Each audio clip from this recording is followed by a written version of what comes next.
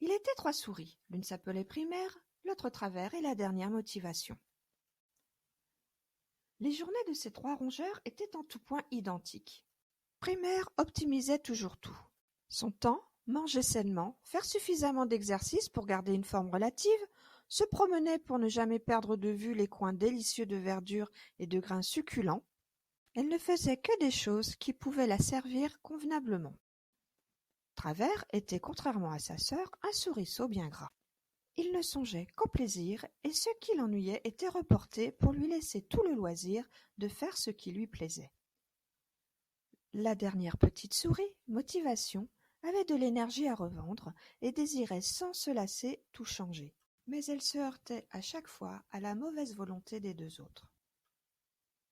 Et si nous allions visiter le grenier du paysan, je suis certaine qu'il y aura des tas de choses intéressantes. Tu n'y penses pas, dit Primaire, c'est extrêmement dangereux.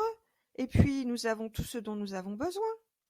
Pourquoi quitter notre confort pour quelque chose dont nous ne connaissons même pas les bienfaits? Non, cela me perturbe et me cause du souci. Et je n'aime pas les inquiétudes. Surtout que je n'ai pas le temps, dit Travers. Je dois auparavant manger, dormir, puis manger, puis dormir de nouveau. Et peut-être qu'après cela, j'aurai le loisir de siroter du jus de betterave chez notre voisin. Allez, faites un peu preuve de volonté, dit Motivation. Vous verrez, je suis sûre que ce sera merveilleux. Tu nous ennuies, rétorqua le souriceau. Moi, je ne veux pas changer mes habitudes. Je suis bien comme ça, et je ne fournirai aucun effort pour modifier quoi que ce soit à ma vie. Mais regarde-toi, tu ne fais rien de tes journées. Tu es gras au point que même de te rendre chez le voisin pour ton jus de betterave t'est difficile. Oui, mais je te le répète, je suis bien comme ça. Je vis bien sans me poser de questions. Je ne vois pas pourquoi je fournirais le moindre effort pour changer. Et toi, Primaire, tu ne vas pas me dire que tu n'aimerais pas découvrir de nouvelles saveurs ou d'autres activités qui pourraient te convenir mieux? Bien oui, tout bien réfléchi, le confort n'est pas si confortable que ça. Mais il m'évite de me stresser pour rien. Et vois-tu, faire les choses de façon automatique m'apaise. Motivation avait tout de même déposé une petite graine dans l'esprit de sa sœur. Primaire fut aux prises d'incertitude, car on lui avait ouvert de nouvelles perspectives qui, il faut bien se l'avouer, lui plaisaient assez. Mais la petite souris eut peur, et à cause de cela, elle n'entreprit rien. Elle était effrayée parce qu'un jour on lui a dit que c'était dangereux d'aller chez les humains, que parfois on n'en revenait pas. On lui avait parlé de pièges qui, justement, étaient posés aux endroits les plus intéressants. Elle n'eut même pas l'idée de vérifier ses sources. Elle prit toutes ses croyances d'un bloc comme quelque chose d'acquis, de signé et d'acté. C'est très risqué quand même, dit-elle à Motivation. Oui, mais le danger, c'est grisant, tu ne trouves pas? Le danger reste le danger.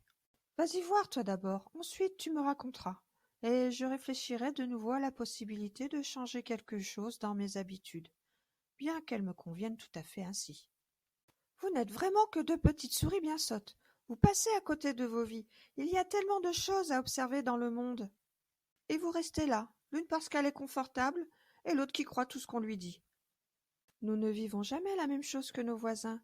Nous sommes singuliers dans notre caractère, dans notre histoire. Nos réactions devant un danger ou une menace s'en trouvent par ce fait bien différentes. Eh bien moi, je vais me préparer à ce voyage, et vous verrez que j'en reviendrai encore plus heureuse et épanouie que je ne le suis déjà, et vous comprendrez alors que vous avez fait le mauvais choix. Motivation portait bien son nom. Partie non pas poussée par la volonté, qui bien souvent ne suffit pas à casser une habitude, mais parce qu'elle avait un rêve à accomplir et une leçon à donner à ses sœurs. Elle s'apprêta convenablement pour son périple, travaillant sans ménagement pour la réussite de son expédition. Elle aussi avait entendu parler de pièges et de dangers qu'elle pourrait rencontrer en chemin. Elle voulait pallier au déconvenu et se mit en route. Il lui fallait faire force d'un peu de courage malgré tout pour quitter sa petite routine et s'engager vers un monde qu'elle ne connaissait pas. Mais elle évita d'y penser et ne songea qu'aux jolies choses qu'elle pourrait vivre et partager dans ce voyage. Elle apprit beaucoup, eut aussi un bon nombre de désagréments, mais il n'était rien par rapport à ce que pouvait lui offrir cette expérience. Elle visita la maison du paysan, qui s'avéra effectivement très dangereuse puisqu'elle y rencontra le vieux chat de la famille. C'était la première fois qu'elle rencontrait un chat.